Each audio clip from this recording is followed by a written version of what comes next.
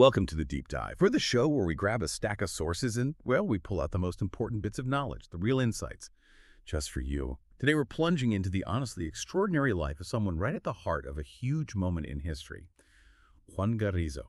Now, our main guide for this journey is a really detailed historical study. It's by Ricardo E. Alegria, and it's called Juan Garrido, el conquistador negro en las Antillas, Florida, Mexico, y California Sea, 1504-540. Quite a title. So our mission today, to unpack the life of this fascinating figure who often gets missed. What makes him so important? Why this deep dive? Well, Juan Guarrido was a black conquistador. That alone is pretty unique for the Spanish conquest, right? And the source even suggests he might be the first free black in the New World to pull off some truly remarkable things. He really makes you rethink the standard picture of that era. He absolutely does. And what's so great about this source is how carefully it rebuilds his life. I mean, here's someone who contributed so much, but is often, pushed to the margins in the usual history books. Alegria uses a ton of documents, including Garrido's own legal filing, his probanza. Think of it like a formal proof of services he submitted in 1538. He was basically petitioning the crown, saying, look at what I've done, I deserve recognition, maybe some reward. It gives us an incredible look into his perspective. Okay, let's get into it then. The source says his journey starts in Africa, but how does he end up right in the middle of Spanish exploration? It wasn't the way we often assume, was it? No, definitely not. The source is quite clear. He arrived in Lisbon voluntarily, then he moved to Castile in Spain, and that's where he converted to Christianity. And from that point on, the record shows him as a free black man, so he wasn't forcibly brought over. Then he travels to Hispaniola, that's the island, with the Dominican Republic, and Haiti today, accompanying Nicolas de Ovando. And this is really early, maybe as early as 1502. 1502. Yeah, which makes him one of the very first Africans we have documented proof of in this initial phase of colonization in the Americas, and arriving with his own agency, too. That status, being a free black man, involved right at the start. How much does that shift the usual story we get? The simplified version about people of African descent back then. Because 1502, like you said, that's so early. Decades before, many people think about a significant African presence. Oh, it completely reframes it. We tend to default to the transatlantic slave trade as the story for Africans in the Americas then. But Garrido's life, especially as laid out in his probanza, shows us something much more complex. You had free individuals of African descent who were integrated into the colonial structure. They weren't just passive victims. He was right there, involved in shaping events basically from day one. Right. And his arrival in Hispaniola really sets the scene. The source mentions he was in Castile for about 7 years, then Hispaniola for 5 years before his next big move. And it sounds like he wasn't just watching things happen. His story quickly turns into one of active participation, right, on the front lines of the Spanish expansion. Where does he go next in the Caribbean? Yeah, he dives right in. From Hispaniola, he heads over to Puerto Rico, which they called San Juan Island back then. He joins up with Juan Ponce de Leon around 1508. This is just 2 years after Ponce de Leon had first shown up in Hispaniola himself. And Garrido is deeply involved in the conquest and the pacification, they called it, of the island between 1508 and 1510. The source actually flags him as possibly the first black man to arrive in Puerto Rico. Wow. And he wasn't just a foot soldier. He was involved in military campaigns against the Carib peoples, both in San Juan and the Lesser Antilles, fighting in 1508, 1511, and then again in 1515. What's really striking, too, is that he apparently owned Carabella's small ships. He owned ships. Yes, used for transport, for goods, and, it has to be said, also for transporting Indian slaves. He also took part in quite a few cavalry raids against the indigenous groups. Okay, so he's in Puerto Rico that early. He owns ships. He's leading cavalry raids. That's definitely a more active role than you might picture for someone like him at that time. And it didn't stop there, right? The source also puts him in the conquest of Cuba. That's right. Alongside Diego Velázquez, around 1510, 1511, he's explicitly described as a black conquistador working for Velázquez's company. It paints such a complex picture, doesn't it? How does the source handle that? The fact that he's maybe marginalized in some ways because of his background, but he's also an active participant in these conquests, which were often brutal and involved subjugating native populations.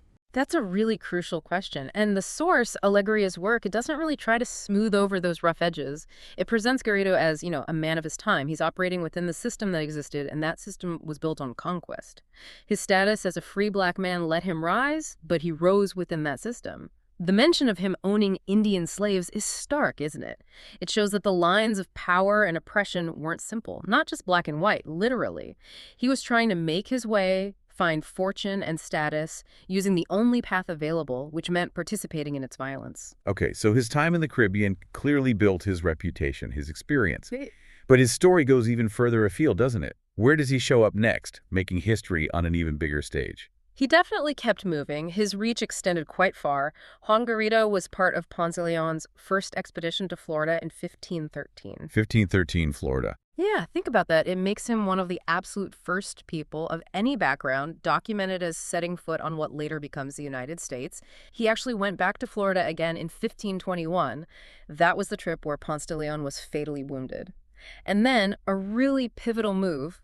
Around 1519, he heads to Mexico, New Spain, as they called it. He joins up with Hernán Cortés's forces there. The source notes him as one of the first black men to enter New Spain. Which leads us to the conquest of Tenochtitlan, one of the most famous or infamous sieges in history. What does the source say about his role there? Was he just one of the soldiers? His probanza, his own account, makes it very clear he was there and played a significant role. He was definitely part of Cortés's forces during that long, hard siege of Tenochtitlan from late 1520 to August 1521. But there's a specific detail that really stands out, something he did after the city fell. He took on the task, a really grim, solemn task of collecting and burying the bodies of the Spanish soldiers killed during the Noche Triste. Ah, the sad night, the disastrous retreat. Exactly. June 30, 1520. Imagine the scene after that night, the chaos. For Guarrido to step up and handle the burials, it speaks volumes. And later, he was involved in building the initial chapel, the Hermitage of San Hipólito Martir, which eventually grew into a major church in Mexico City, commemorating the fall of Tenochtitlan. That's a powerful detail. It shows a different dimension to him beyond just the fighting. And speaking of contributions beyond the battlefield, there's this incredible story about agriculture. The wheat. Tell us about that. Oh, yes, the wheat. It's such a fascinating shift, isn't it? From conquistador to, agricultural pioneer. Guarrido is credited with planting the very first wheat in Mexico. This happened sometime between 1520 and 1521 in a garden, a huerta, in Coyoacán near Mexico City. The source actually includes testimonies from others confirming this. Apparently, he found just 2 or 3 grains of wheat mixed in with some rice, planted them, and they yielded many more. Just a couple of grains. Just a couple of grains. And that simple act essentially introduced a whole new staple crop to the Americas. It literally changed the agricultural landscape. It shows his impact wasn't just military. It was about building, creating something new, too. It really underscores how individuals, no matter their background, could have these huge unforeseen impacts. That's incredible. So after Tenochtitlan falls, after introducing wheat, what comes next for Juan Garrido? Does he settle down? Not entirely. He stays active. He went on an expedition to Michoacán in 1523 looking for gold and silver, though the source says that one wasn't particularly successful, financially speaking. But he also held public office, interestingly enough. In Mexico City, he served as portero del cabildo. What's that? Doorkeeper. Sort of a council doorkeeper, or usher, yeah. From 1524 to 1527. It wasn't just ceremonial. He earned a salary and received land grants for this service. Then, much later, in 1535, he undertakes another major expedition, this time with Cortés again exploring towards the Mar del Sur, the South Sea, and what would eventually be known as California. The records mention this trip involved serious hardship, muchos hambres y necesidades, lots of hunger and basic needs lacking. Wow.